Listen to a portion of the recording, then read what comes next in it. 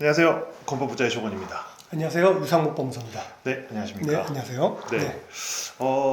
2024년 네, 3월 19일 네, 촬영일로부터 따지면은 그저께죠. 네, 네, 그 행정안전부에서 취득세 관련해 가지고 주거 공급 활성화 지원에서 네, 취득세를 완화하는 네, 그런 그 정책의 개정을 네. 법의 개정을 발표를 했어요. 이게 정책 발표는 1월 10일 날 맞아요. 이미 발표가 있었고 네. 그 내용에서 한 5월 달쯤에 이 개정을 하겠다라고 음. 했는데 개정이 조금 빨리 이루어진 것 같죠? 아, 네, 그래요. 네, 그래서 그 개정안에 대한 내용을 오늘 한번 살펴보려고 네. 한번 봤는데 한번 내용을 한번 보면서 네, 말씀을 한번 드려볼게요. 네, 일단은 행정안전부에서 발표한 내용이고 제목을 보니까 소형 신축 주택 추가 구입 시 네, 취득세 최대 4,200만 원 절감 네, 네, 해서 주거 공급 활성화를 지원하겠다 이런 내용이고 내용을 보니까 지방 건설 경기 활성화 등을 위해서 소형 주택,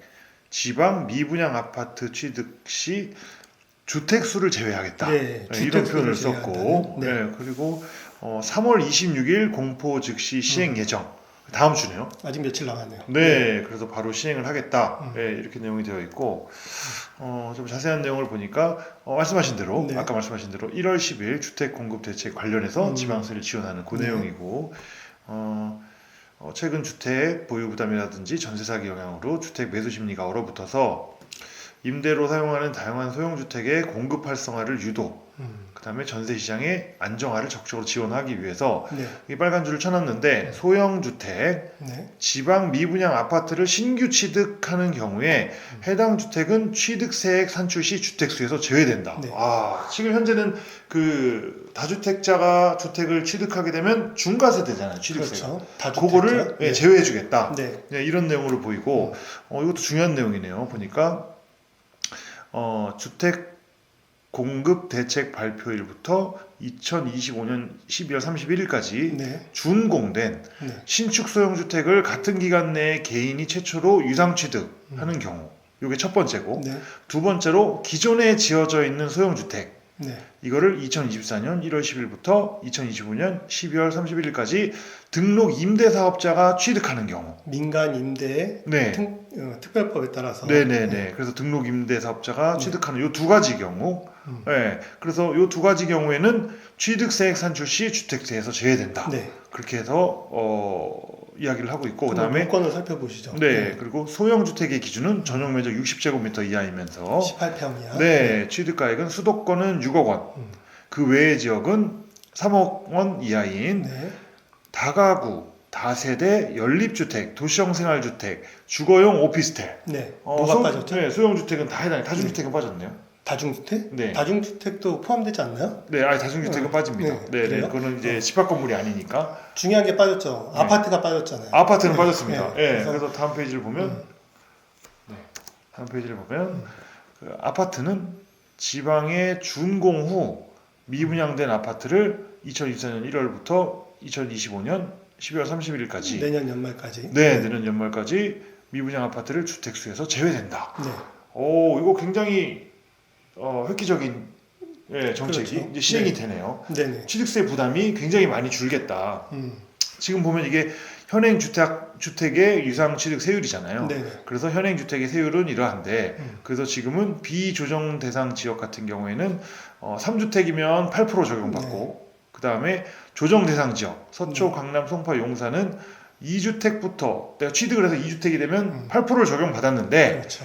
앞서 말씀드린 소형주택, 또 이제 기존에 있는 주택 중에서 임대사업자가 등록을 한 경우, 네네. 또 지방 미분양 아파트 세 가지죠. 크게. 세 가지. 이 세 가지의 주택을 취득하면 취득세 중과를 안 하겠다.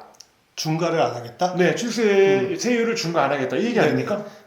이게 중과를 안 하겠다. 네. 보통 분들이 열에 한 8분들이 그렇게 생각을 하세요. 네네네. 그래서 신축 소형 주택을 취득하거나 네. 그 임대사업자 등록을 한 주택을 취득하거나 또는 지방에 미분양된 아파트를 취득할 때 네. 중과 배제, 네. 중과가 되지 않는다. 중과를 안 시키겠다.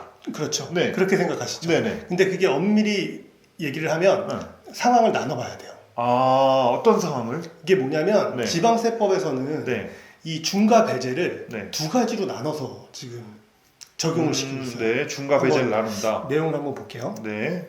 그 시행령에 28조 2에 보시면 네. 중과세 예외라는 게 있어요. 네네네. 그래서 이런 경우에는 어. 다음에 해당하는 주택은 네. 중과세 대상으로 보지 않는다. 네. 이거는 중과세에서 제외하겠다. 그렇죠. 네. 중과 제외 주택이에요. 네. 그래서 중과 우리가 제외. 가장 많이 알고 있는 네. 시가 표준액 1억 원 이하 주택 네. 이런 경우에는 주택 중과 수를 안 따지지 않아요. 네, 맞아요. 어.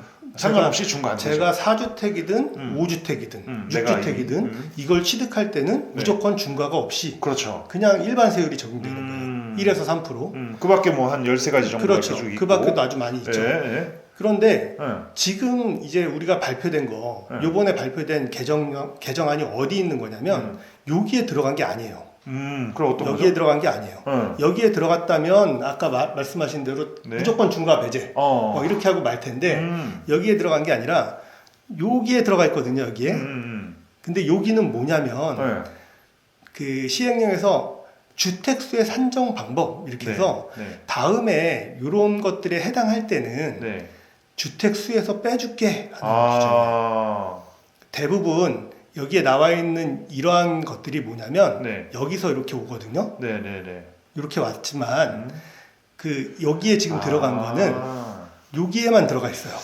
그러면 정리를 하면 그거네. 그러니까 무조건 몇 개를 사던 빼주는 게 아니고 그렇죠. 기존에 너의 주택 상황을 고려해서 그렇죠. 이 주택을 취득을 하면 너의 상황에 따라서 중과가 될 수도 있고 안 될 수도 있어. 그렇죠. 이 얘기구나. 그렇죠. 네. 이거 취득하는 거를 취득하는 것까지 포함해서 주택수를 세는 거거든요. 원래가. 네네네네. 그때 취득할 때 주택수가 포함이 안 되니까 네.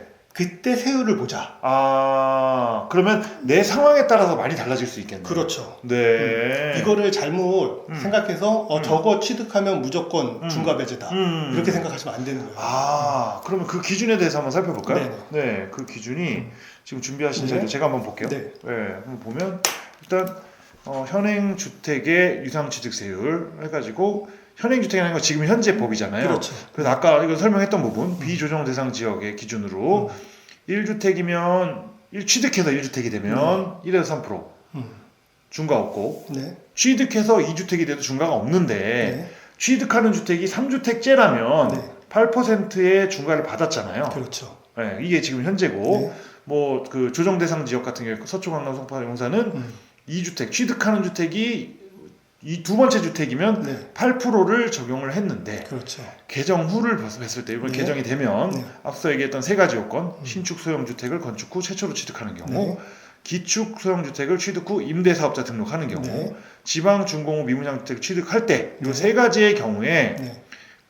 이런 식으로 그러니까 내가 예를 들어서 비조정 대상 지역에서 원래 2주택자였어. 네. 2주택자였어. 그런데 요번에 소형 신축 주택을 취득해서 3주택이 되는 거야. 네. 그러면 나는 1에서 3%만 적용받는 거야. 그렇죠. 주택수에서 제외되니까 3주택이 안 되고 그냥 2주택이 되는 거예요. 맞아요. 그런데 만약에 내가 비조정 대상 지역, 저는 이미 지금 2주택자예요. 네. 그런데 예를 드는 거예요. 그래서 조정 대상 지역에서 내가 기축 소형 주택을 임대사업자 등록해서 네. 취득함으로써 3주택이 됐다. 네. 그럼 8% 중과를 받는 거네요. 그렇죠. 이거는 내 상황이 뭐에 있는지, 이 표가 중요하겠네요, 그렇죠. 지금. 이 그러니까 표가 지금 굉장히 중요하겠다. 가장 표가. 쉽게 생각하시면 이것들은 저 세 가지의 경우에는 네네. 주택수에 산입이 안 되니까 내가 기존에 갖고 있던 주택수를 따져서 그 세율로 적용받는다. 시청자 여러분, 이 표가 제일, 정리해 주신 이 표가 네. 제일 중요하네요. 그래서 이 표의 컨디션에 맞게 요번에 취득하는 주택으로 인해서 내가 3주택이 된다면 네. 비조정 대상 지역에서는 안 받고 취득을 할 수 있는데 그렇죠. 조정 대상 지역에서는 중과가 될 수 있으니 그렇죠. 주의하셔라. 네, 이렇게 그렇죠. 이제 해석이 되는 거고. 그래서 내가 1주택이면 상관없는 거고. 그렇죠. 이 정책적 이유는 아마 그 다주택자 이미 주택 세율이 한도로 차 있는 분들은 더 이상 주택 취득하지 마시고 그냥 1주택이나 2주택 정도 되시는 분들이 네. 하나 정도 취득하시는 거 2개 뭐 개수에 제한은 없지만 개수에 제한이 없다. 네네 개수의 제한이 없다는 뜻은 뭐죠? 그러니까 자, 우리 취득할 때 주택수에 산입이 안 됐어요. 네. 산정이 안 돼서 그렇죠. 세율이 낮은 구간에 있는 분들은 네. 낮은 세율을 적용받았단 말이에요. 자, 예를 들자고요. 예를 들어서 내가 조정 대상 지역의 2주택자야. 네. 예, 그래서 조정 대상 지역에서 2주택자예요. 제가 그냥 네. 뭐 조정 대상 지역 상관없이 네. 그냥 뭐 서울에 아파트 뭐 송파에 하나 뭐 강남에 하나 있어요. 제가 네. 2주택자예요. 근데 3주택으로 네. 비조정 대상 지역인 지역에 신축 소형 주택을 취득하기로 했어. 네, 네.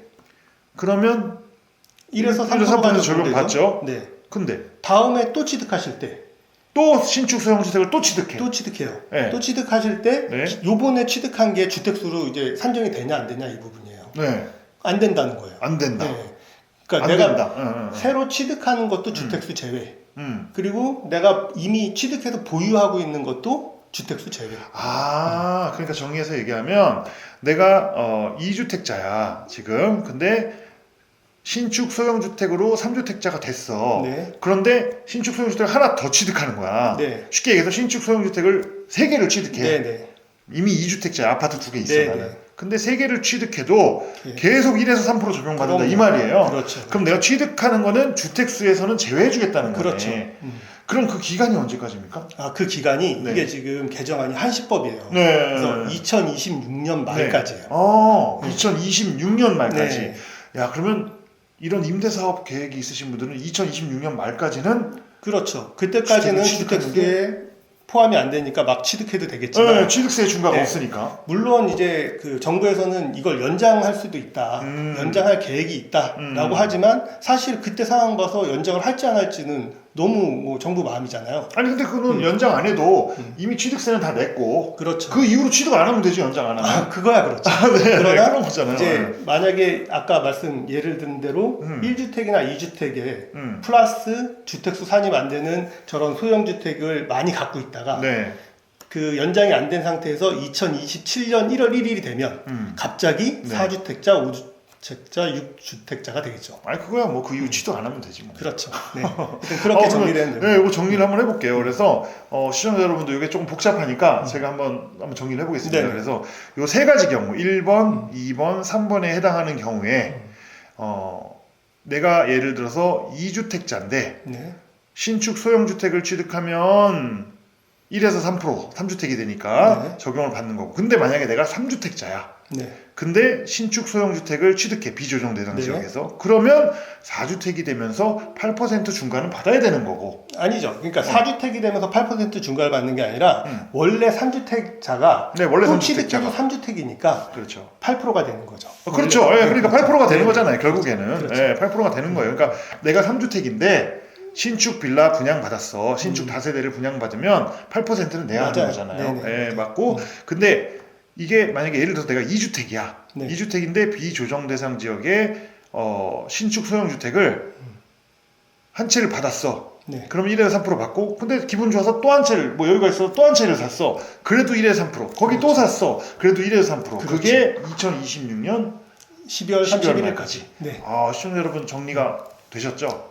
네, 아니 정말 이거 좀 중요한 내용 같아요. 네. 네, 특히 이 사업 이렇게 매입이라든지 이런 거에 관심이 있으셨던 분들은 또 취득세 중과 때문에 부담스러우셨다면 이번 기회에 한번 이렇게 좀 매입을 하는 것도 그렇죠. 잘 활용해서 한번 그 취득 시점이랑 이런 것들 보고 취득 대상을 잘 따지셔서 한번 매입하시는 것도 괜찮을 굳이 것 같아요. 따지자면 1주택 현재 1주택자인 분들은 프리패스네요. 그렇죠. 네, 프리패스로 얼마든지 사도 요 지금 3개에 해당되는 주택은 얼마든지 사도 문제가 없는 거고 그렇죠. 내가 살려는 게 혹시나 이제 내가 2주택자고 네. 2주택자인데 내가 살려는 게 혹시 조정 대상 지역에 있다면 네네. 검토를 한번 다시 신중히 하셔야 되고 맞습니다. 근데 내가 살려는 게 비조정 대상 구역이라면 네. 그러면 뭐 그러면 프리패스네 이제, 이것도 네, 이것도 많이 좀 사셔도 상관이 없다. 중과는 네. 안 된다. 네, 중과가 없다. 아. 지금 저 신축 소형주택, 음. 기축 소형주택 임대 등록, 네. 그다음 지방의 준공업 미분양 아파트, 요 요건들 다 따로 정해져 있어요. 이번 개정안에. 그래서 그 개정안의 그 내용 요건들은 저희가 따로 올려드릴 테니까 그 다운로드 받으셔서 한 번씩 확인해 보시면 될 것 같아요. 네, 오늘 너무 유익한 정보, 네네. 중요한 정보, 그리고 또 반드시 아셔야 되는 그런 내용인 것 같고, 이런 좋은 정보 줬는데 구독과 좋아요는 한번 해주셔도 좋겠네요. 네. 네. 감사합니다. 오늘 참 유익한 내용 감사하고, 네. 오늘 여기서 마치도록 네. 하겠습니다. 네, 감사합니다. 고맙습니다.